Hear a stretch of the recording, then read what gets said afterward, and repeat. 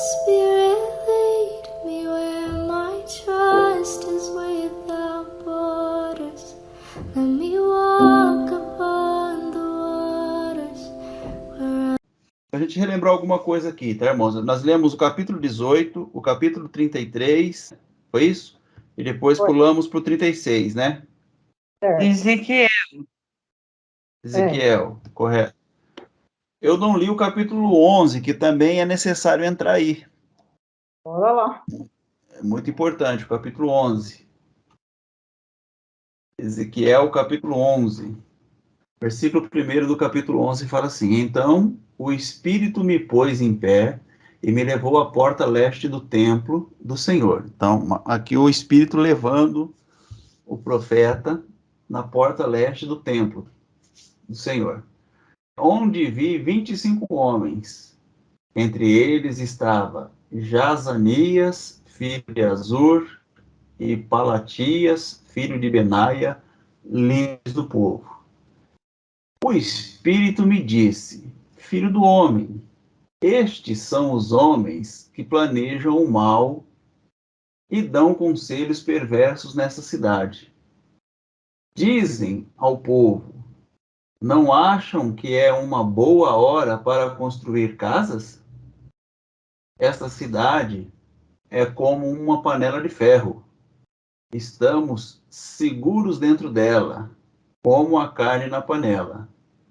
Portanto, filho do homem, profetize contra eles em alta voz. Então o Espírito do Senhor veio sobre mim e ordenou que eu dissesse: assim diz o Senhor ao povo de Israel: eu sei o que vocês dizem, pois conheço cada pensamento que lhes vem à mente. Assassinaram muitos nessa cidade e encheram suas ruas de cadáveres. Portanto, assim diz o Senhor soberano: de fato, esta cidade é a panela de ferro, mas os pedaços de carne são aqueles que vocês mataram. Quanto a vocês, em breve os arrancarei da panela. Trarei sobre vocês a espada de guerra que tanto temem, diz o Senhor soberano. Eu os expulsarei de Jerusalém e os entregarei a estrangeiros que executarão meus julgamentos contra vocês. Vocês serão massacrados até as fronteiras de Israel. Eu os julgarei e vocês saberão que eu sou o Senhor. Esta cidade não será para vocês como uma panela de ferro, e vocês não serão como a carne segura dentro dela. Eu os julgarei até as fronteiras de Israel, e vocês saberão que eu sou o Senhor, pois não quiseram seguir meus decretos e estatutos.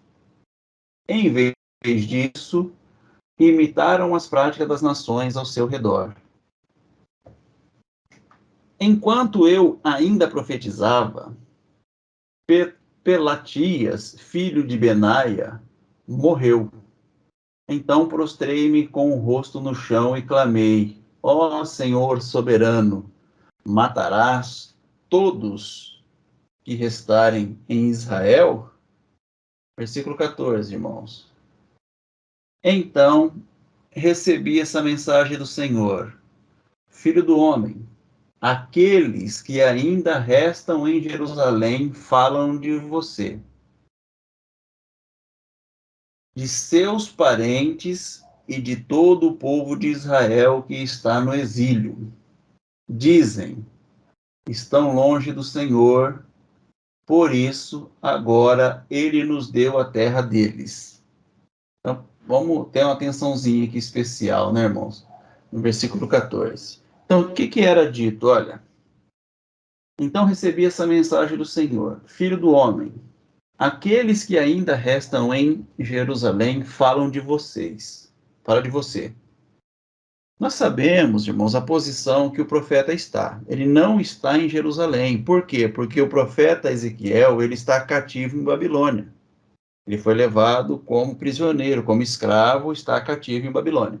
E o povo que escapou, que não foram levados, aqueles que não foram levados para a Babilônia, aqueles que estavam em Jerusalém, agora eles estavam falando mal, como diz aqui, daqueles que, mal do profeta, como aqui está dizendo, né? Aqueles que ainda restam lá em Jerusalém falam de você, de seus parentes e de todo o povo de Israel que está no exílio. Dizem, o que eles diziam? Estão longe do Senhor. Olha só. Então, eles tinham um pensamento de que aquelas pessoas que estavam escravos em Babilônia, eles estavam afastados de Deus, estavam longe de Deus. Deus não estava com eles, por isso eles haviam sido levados escravos. E não era isso que estava acontecendo. Eles foram levados escravos, mas Deus nunca abandonou eles. Deus não abandonou eles em momento algum. Eles foram levados escravos como alunos para aprender lições, ainda que estivessem em Babilônia e não em Jerusalém. Então, eles foram colocados ali como escravos, mas Deus havia um plano em que Deus estava ensinando eles, estava tratando com eles, né? Mas embora aqueles que tinham ficado em Jerusalém, julgava, apontava e dizia, não, eles estão afastados do Senhor. Então, eu quero que você entenda isso aqui, irmãos, porque isso aqui tem identificação com muitas pessoas que olham para os fatos, né, acontecidos, para as coisas que estão acontecendo, e, através de um certo e de um errado, faz um julgamento capaz de dizer aquelas pessoas não têm Deus, aquelas pessoas estão afastadas de Deus, não é? Porque tem o mesmo entendimento que o povo de Jerusalém daquela época estava julgando aqueles que estavam cativos. Essas pessoas, nos dias de hoje, também têm esse mesmo espírito de apontar o dedo e julgar as pessoas segundo aquilo que está acontecendo com as pessoas. Então, é uma prática que vem lá da antiguidade, isso aí. É algo que já vem se arrastando por anos e anos. Então, nós temos que ficar atento com essas coisas.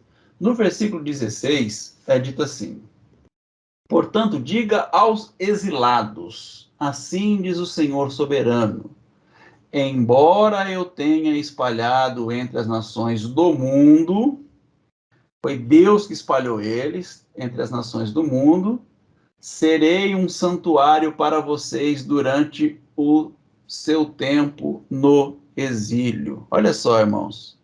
Lá na cidade de Jerusalém, tinha o templo.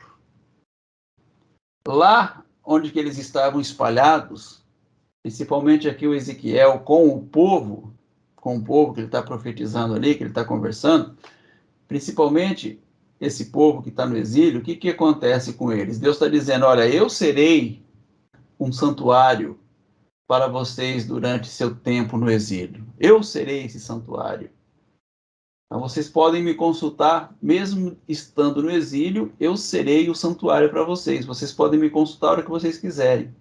Eu, o Senhor soberano, digo que os reunirei das nações onde forem espalhados e lhes devolverei a terra de Israel. Então havia uma promessa. Então no versículo 18 eu leio assim: quando eles regressarem para a sua terra natal, então havia uma promessa que eles iam regressar, e quando eles regressassem para a terra natal, removerão todos os requisitos de suas imagens repugnantes e de seus ídolos detestáveis. Versículo 19 está destacado em amarelo aí. Diz assim: eu lhes darei um coração, um só coração, e colocarei dentro deles um novo espírito. Removerei seu coração de pedra, e lhes darei coração de carne, para que obedeçam a meus decretos e estatutos. Então eles serão o meu povo, e eu lhes serei o seu Deus. Quanto àqueles que anseiam por suas imagens repugnantes e seus ídolos detestáveis, darei a eles o castigo merecido por seus pecados. Eu, Senhor soberano, falei. Então, esse capítulo 11, ele complementa aquilo que nós falamos no capítulo 18. Posso voltar lá para o 18 para vocês verem também. Vamos lá no 18.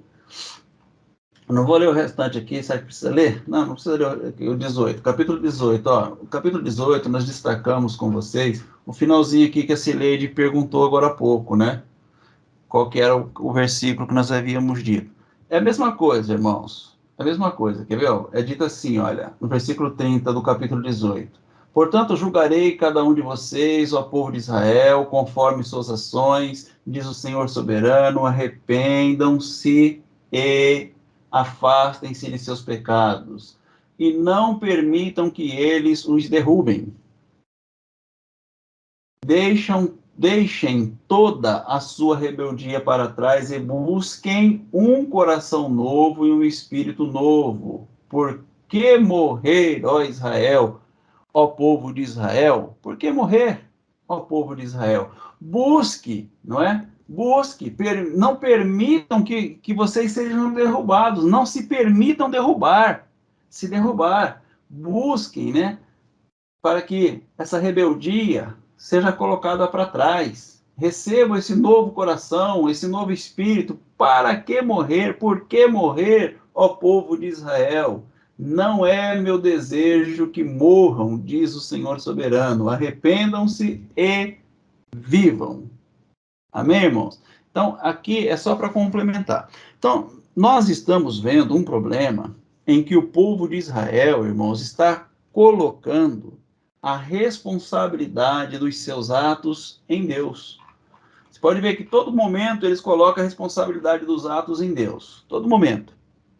Então, é um povo que não se entende como um povo que tem Deus, mas é um povo que se entende como um povo que precisa de Deus e que não tem. Então, tudo o que acontece, de quem que é a culpa? De Deus. Então, se os meus pais comeram as uvas, os meus dentes estragaram. Vocês estão lembrados, né, irmãos? Então, o pecado que eu estou vivendo hoje, o problema que eu estou vivendo hoje, a culpa de quem é? Dos meus pais. Foi eles que fizeram e nós que estamos pagando. Então, havia esse entendimento. Poxa, os nossos pais fizeram coisas erradas e agora nós estamos cativos aqui em Babilônia. Nós estamos escravos. Porque os nossos pais não quiseram obedecer a Deus, nós estamos pagando agora. O problema caiu sobre nós. Então, era esse o entendimento que eles tinham. Certo, irmãos? Só que Deus vem sempre falando, olha, eu vou colocar em vocês um coração puro e um espírito reto. Eu vou colocar isso. Então, nós estudamos o capítulo 36, e nós precisamos aqui destacar onde é dito assim, olha, não é por causa de vocês que eu faço isso. Não é por causa de vocês. Por que que Deus faria isso, irmãos? Alguém lembra? Por que que Deus faria? Vamos ver se alguém lembra do assunto na segunda-feira. Não é por causa de vocês. Ficou bem claro, Deus falou bem claro. Não é por causa de vocês. Então vamos lá. Ó, eu vou ler com vocês, eu estou lendo no capítulo 36 agora. Ezequiel 36.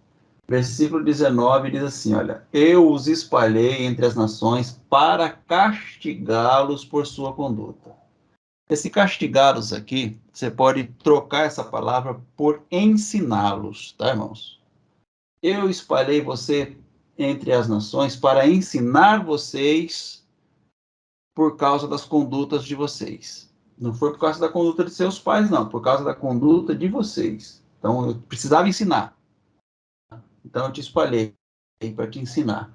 Eu os espalhei entre as nações para castigá-los por sua conduta. Quando, porém, foram espalhados entre as nações, desonraram o meu santo nome. Pois as nações diziam, este é o povo do Senhor, mas ele não foi capaz de mantê-lo a salvo em sua própria terra? Aí ele diz no 21, tive consideração por meu santo nome, que meu povo desonrou entre as nações.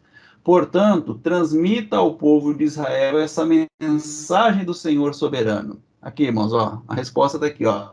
Eu os trarei de volta, ó povo de Israel, mas não porque vocês merecem. Irmão, isso aqui é interessante, é interessante. Tem tanta gente agindo com Deus como se essa pessoa merecesse alguma coisa. Ela vive como se ela merecesse alguma coisa. Ah, eu mereço um lugarzinho bom no céu porque eu estou fazendo a coisa certa.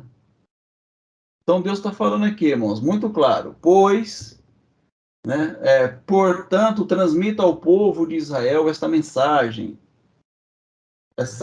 do Senhor soberano. Eu os trarei de volta, ó povo de Israel, não porque merecem. Então não é porque o povo está fazendo o que é certo, ou o povo está fazendo o que é errado, tá, irmãos? Não é porque eles merecem, não há mérito. Farei isso por causa do meu santo nome que vocês desonraram entre as nações. É por causa disso que eu vou trazer vocês de volta. É por causa do quê? Do meu santo nome. Não tem nada a ver com vocês. Não tem nada a ver com vocês. Tem a ver comigo mesmo. Então, é uma fidelidade que eu estou evocando a favor de vocês. É uma fidelidade que eu estou passando para vocês. Mas não é uma fidelidade a vocês. É uma fidelidade ao meu nome. É o nome que eu revelo que faz com que eu seja a favor de vocês. É o nome que eu revelo, é o nome que eu represento que faz isso, que revela isso. Então, no 23, ele diz assim: eu lhes mostrarei a santidade do meu grande nome. Então, tudo tem a ver com o quê, irmãos? Com o nome de Deus. Então, tudo tem a ver com o nome de Deus. O nome que vocês desonraram entre as nações. E quando eu mostrar minha santidade por meio de vocês diante das nações, então por que eles foram espalhados? Para correção. E através deles terem sido espalhados, Deus se revelaria às outras nações através daquelas pessoas que estavam espalhadas. Tá, irmãos? Tá aqui, ó, para mostrar minha santidade por meio de vocês diante das nações, diz o Senhor. Elas saberão que eu sou o Senhor, pois eu os reunirei dentre as nações e os trarei de volta para a sua terra. Aí entra no versículo que nós paramos. Até aqui, eu preciso perguntar: tem alguma dúvida, irmãos? Tem alguma coisa que não ficou claro para vocês? Porque nós estamos chegando no vale. Tem alguma coisa que vocês precisam perguntar? Morindo, isso aqui não ficou bem claro, eu não entendi tal passagem. Tem alguma coisa?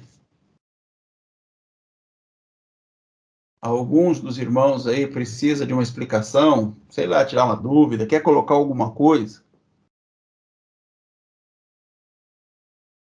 Então, bora para o vale, o Cileide colocou aqui. Take me deeper than my feet could ever wander, and my faith would be made stronger in the presence of my Savior.